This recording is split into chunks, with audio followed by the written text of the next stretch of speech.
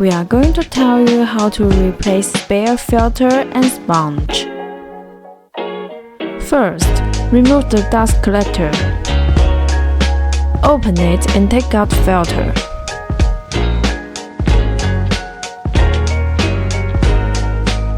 Clean the filter with the filter cleaning brush. Remove the dirty sponge and place the new one.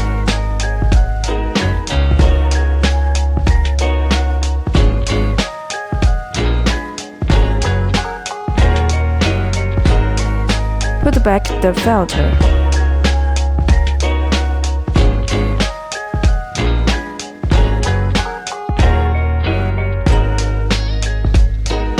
And at last, place back the dust collector into the robot vacuum.